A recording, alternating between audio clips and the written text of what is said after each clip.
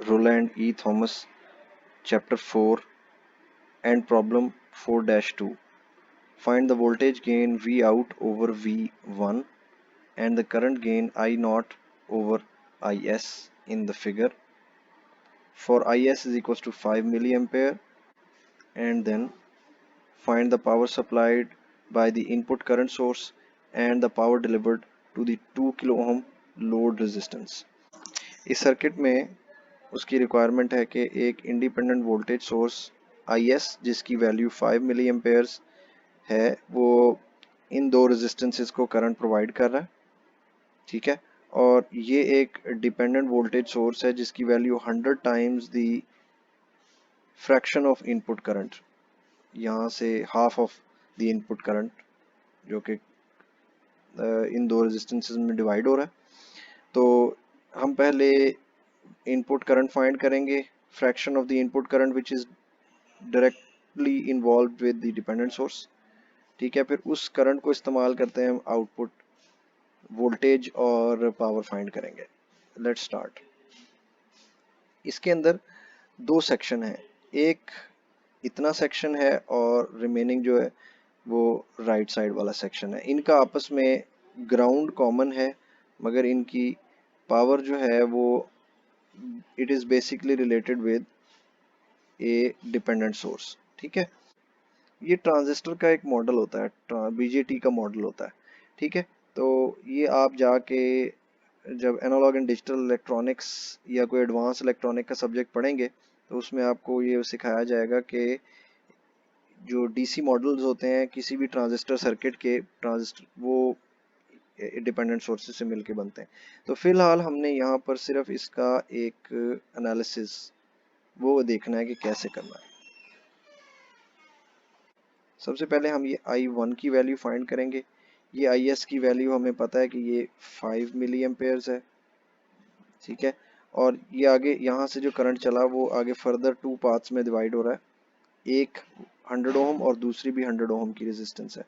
तो इस सिचुएशन में I1 will be equal to 2.5 milli amperes. इसके लिए मुझे बहुत ज़्यादा कैलकुलेशन अप्लाई इसलिए नहीं करनी पड़ी क्योंकि दोनों ब्रांचेस जो रेजिस्टेंस की हैं उनकी रेजिस्टेंस सेम है, तो करंट इक्वली डिवाइड हो जाएगा।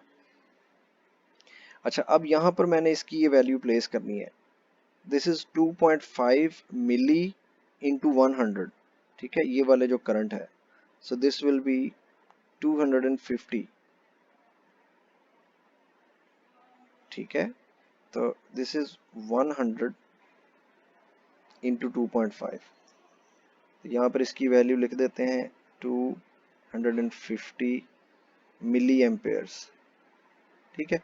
वो जो करंट है यहाँ से आगे फर्दर टू पार्ट्स में डिवाइड हो रहा है, इधर से ऊपर जा रहा है और इधर से भी ऊपर जा रहा है, ठीक है। ये दो रास्ते हैं, इधर भी 2K और इधर भी 2K, दोनों तरफ इक्वल रेजिस्टेंसेस है। तो अगेन ये करंट जो है ये हाफ हो जाएगा। तो हम इसमें I नॉट जो है I naught will be equal to 125 milli amperes. बस इसमें एक बात ये देखनी है कि क्योंकि I नॉट की डायरेक्शन नीचे की तरफ है मगर एक्चुअल करंट ऊपर को है तो यहाँ एक माइनस साइन लगेगा, ठीक है, और पोलैरिटी में भी माइनस आएगा। V naught will be equal to V naught is equals to minus 125 milli into 2K, ठीक है। तो ये आ जाएगा, ये K और मिली कैंसिल हो जाएगा। So this will be equal to 500 250 volts. अच्छा, फाइनली उसने हमसे कहा है कि पावर, तो हम पावर भी फाइंड कर लेते हैं। वोल्टेज और करंट हमारे पास है तो power will be equal to P is equals to VI, और ये इस सिचुएशन में I जो है वो यहाँ पर ये माइनस आएगा तो I will be equal to minus 125 milli into minus 250, this will be equal to 31.25 watts. Now this is not milliwatts, this is simple watts. Okay, अब टारगेट्स को कुछ देखते हैं. आई नॉट ओवर आई एस, ठीक है, आई not over I S, ये values just हमने place करनी. आई नॉट की वैल्यू जो है वो -125 मिली है और आई एस की वैल्यू है 5 मिली. इस फ्रैक्शन को जब हम सॉल्व करेंगे तो उसकी वैल्यू -25, और क्योंकि ये मिली और मिली कैंसिल हो जाएगा तो, और क्योंकि ये रेशो है इसके यूनिट भी नहीं होंगे. और इसके बाद हमने जो फाइंड चीज़ करनी है वो है, उसके बाद हमने V नॉट ओवर V1, ठीक है जी. V नॉट ओवर V1 का मतलब ये है कि हमने output voltage over V1, V1 जो है वो ये वोल्टेज है which is across this 100 ohm resistor, ये हम फाइंड कर लेते हैं. यहाँ से इसमें से जो करंट गुजर रहा है वो है 2.5 मिली एम्पेयर्स, क्योंकि 2.5 जो है मिली एम्पेयर इस तरफ चला गया था और 2.5 रिमेनिंग इस तरफ जा रहा है. तो जब 2.5 इंटू 100 ओम्स आप इन दोनों को मल्टीप्लाई कर देंगे तो ये V1 की वैल्यू मिल जाएगी. तो V1 is equals to 2.5 milli into 100, तो ये आ जाएगा 0.25 वोल्ट्स, क्योंकि ये मिली है यहाँ पे, दैट्स फाइन. अब हमने सिर्फ वैल्यूज प्लेस करनी है यहाँ पे. तो V नॉट की वैल्यू है -250 divided by 0.25, so this will give you -1000. this is V out over V in ratio.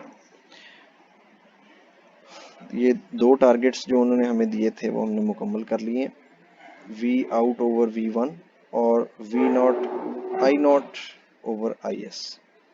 Next is find the power supplied by the input source